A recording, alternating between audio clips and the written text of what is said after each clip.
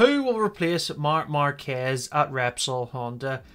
It's a question that I have thought about a lot. I'm sure you have thought about a lot since he announced he is leaving Honda at the end of the 2023 season. We've got a few candidates, a few talking points. This one is going to be a longer video, so settle down, get something to eat, grab a drink, and let's talk about some MotoGP for 2024. Now, firstly, it won't be Pedro Acosta. I'd seen a few rumours and maybe more online speculation that Honda would go for Acosta in any shape or form to get him, pay out his contract for KTM. That isn't going to happen. He is going to stay with KTM and he'll be riding for their gas team in 2024 alongside Augusto Fernandez. That was confirmed last week. I think there is some argument that Honda could have went for him if they had have known earlier that Marquez was going to leave. If this had, say, been confirmed at the start of the year, which was highly unlikely, Honda maybe could have set about getting Acosta then. But it is clear that KTM have got their man for the future. And who's to say that we wouldn't see Marquez and Acosta in a team in the future on KTM machinery? But the first person I want to talk about, and it's the obvious one in all of this, it is Johann Zarco. Now, Zarco is going to be riding for LCR Honda in 2024. That was confirmed after, I believe, the Dutch Grand Prix, and it's only logical that he would get moved up into the factory team. But Lucio Cecchinello has recently said that he expects Zarco to be on the LCR bike in 2024. Now, I don't know if Zarco's contract is going to allow him, or there's a clause in there that will say if a factory offer and indeed the factory Honda team come calling, he can move straight up. I imagine that's what he would want, and it seems like it would be an easy fit for Repsol Honda. There is no one really out there in terms of, how can I put it, we're out of sync in 2023. Everyone's contract ends pretty much at the end of 2024. So if it was, say, a year ahead and this was happening with Honda and Marquez, everyone would be available except Brad Binder and Pecco Bagnaia. Everyone else, I imagine, would be a free target to hit for Honda to try and sign on their bikes. But Zarco, he has the experience in MotoGP. He doesn't have a win yet. And I think that if Honda want to get some stability and develop a bike that is rider friendly for everyone, get Johann Zarco, and he's had so many years on the Ducati. He rode the Yamaha as well. He rode KTM briefly. Well, that didn't end too well. But he's rode a lot of MotoGP machines and he has got the experience that I think Honda need. But is it the experience that Honda need in terms of they want a race winning bike, or do they need someone who's young, fast, and can just grab the bike like Marquez did and just go for it essentially? It is the easiest option for Honda to pick Johann Zarco, and I think they wouldn't have any issues moving him in there. But do they want someone at the latter end of their MotoGP career?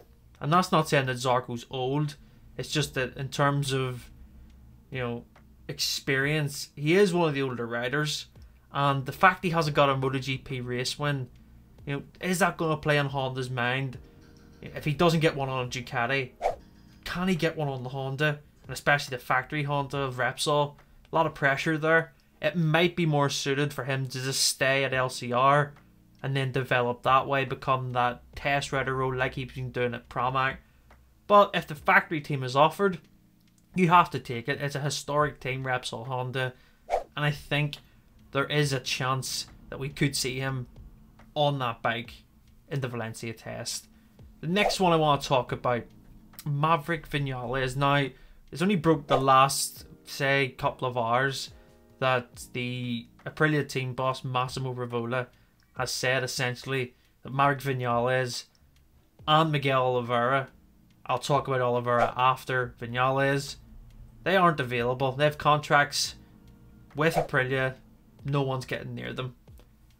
Now, on the surface, yeah, they have a contract for next year, but so did Marc Marquez and so did Pol Espargaro. Contracts can be broken if they need to, and Honda have all the money in the world. Repsol, the biggest backer in terms of a sponsor, they have all the money in the world too. They can pay anyone they want to get on their bikes. Now, Maverick does have a history with Repsol. He was sponsored with them in the early part of his Grand Prix career. He was a part of the sort of Repsol program, along with Alex Rins, Alex Marquez, Marc Marquez. You know, that generation of rider was through there. So he does have history with the sponsor. But the question is, would Maverick Vinales drop a factory Aprilia for a factory Honda? On the surface, no. Like, who would do that? It's one of those things where you go, that just doesn't make sense. But the lure of going to Repsol Honda, and this is the thing that many fans like myself, the bike might be one of the worst on the grid, but the fact that Repsol Honda come calling, you know, it is the most successful team in Grand Prix motorcycle racing. We have that partnership, the iconic branding.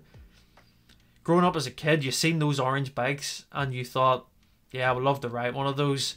And to get offered, even though they're in the state they are, Honda will get it right eventually. And do you take the risk? In Maverick's case, I can't really see him leaving. He's on the factory Aprilia. He's riding better than he has. I think he's riding very well. Just on a Sunday again, he just seems to go missing. But Maverick is in a great place, especially with the environment that he's in with Aprilia. Alicia Spargaro, you know, they create that team mentality. I think he feels comfortable and he feels loved after what happened with Yamaha. Yeah, it's difficult to see Vinales on a Repsol, especially in the position that he's in. But it's one of those things. Do you think that if they offered him all the money in the world, he would go? That's the thing. If they offer more money, but you're going to a less competitive package, would that sway him? I just seem to think that Maverick wants to win a MotoGP, and he's on arguably the second best bike on the grid. So why would you leave that and all that work that you've done, you know, developing it with Alicia Spargaro over these past few years? Why would you do that then to go to a newer project and essentially be further back than you actually are? I can't see him doing it, to be honest. But there is the talking point of Miguel Oliveira. Now, Miguel Oliveira is an interesting one. Like I say, with Maverick, he was in that Repsol program. So was Miguel. He was in the Repsol Rider program as well when he came through Moto 3. And I think there is actually more to this Oliveira one. I think Honda have made it clear from reports that we've seen in the media that Oliveira is their main target. And it makes sense to me. Because, yes, Miguel is on last year's Aprilia and he's not in a factory team. He does have a factory contract with Aprilia, but is he going to be put in to Alicia Spargaro's spot when Alicia eventually retires? That could be another 2 years' time. Is he going to really want to wait that long? It's a tough one. I think if a factory Honda becomes available to the likes of Miguel Oliveira, it's an easy fit for him. He can then be a factory rider again, like he was at KTM. But it's the question, do you want to leave a bike that is faster? And knowing that next year, Miguel's going to be getting the 2023 bike that has won races this year. I don't know, but it's one of those things. Does Miguel Oliveira want to be a rider that, you know, he's won on a KTM. I certainly thought he was going to win a race this year on the Aprilia, but injuries and just out of form a wee bit in the last few rounds. I think that there's a potential for him to get swayed by Honda, and I think that would be a nice fit for him in terms of a team environment. We don't know what Marc Marquez's team are going to be doing. You know, is he going to be the only rider that goes to Gresini? He's not going to bring Santi Hernandez. If so, Miguel Oliveira could then slot into that and have a world championship winning team already built for him, and he could then go on and try and get Honda out of this rut. He's a great rider, a very smooth rider, very similar to Joan Mir, I think. But the question is, do you want to leave the package that you have, that you know it's more competitive than a Honda? It's down to the mentality of the rider. And out of the three, I think Oliveira has the most potential. You know, Zarco, a proven MotoGP rider. Maverick, a proven Grand Prix winner.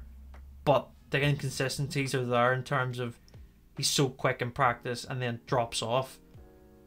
Miguel has won races, and I think that he would be my candidate for a rider to join Repsol Honda and replace Marc Marquez. But there is also the caveats of just, will Aprilia let them go?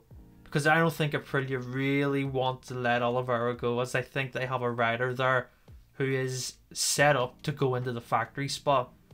Although things can change, they also have Raul Fernandez, who's showing finally his potential in MotoGP.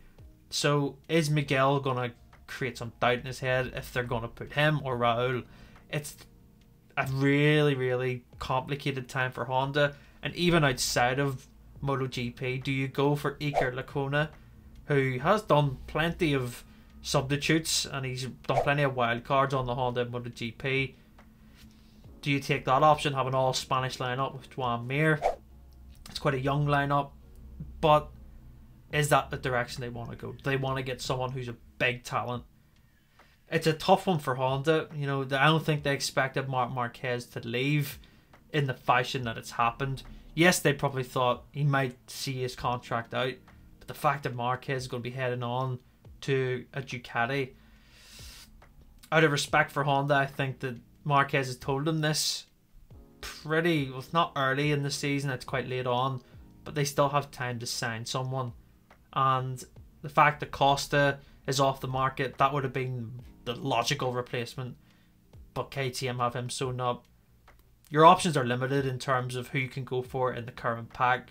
I don't think they'd take a punt on anyone in Moto 2, the likes of a Alonso Lopez or a Tony Arbolino, not even a Jake Dixon. But I do think the domino is, if Zarco was to move on to the LCR, you would get Jake Dixon going into the LCR spot, which would be an interesting development, as you know, we've thought for many a year that Ayaguro would move into MotoGP with the LCR team where Nakagami is, but he's continuing in Moto 2 for another year, although he is on a Honda contract. So yeah, that's one to watch for the future.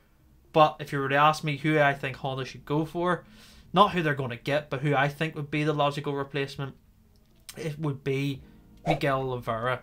I think go for him. He is a fantastic rider, but Aprilia have made it clear that Maverick and Miguel aren't for sale, essentially. So yeah, who are we going to see ride for Repsol Honda in 2024? I'd love to hear your thoughts in the comments. Also, make sure to follow and subscribe to our YouTube channel and follow us on social media. We're very close to 100k followers on Instagram, so I'll leave all the links to our pages in the bio below. Take care, guys. Thanks for watching, and we will see you next time.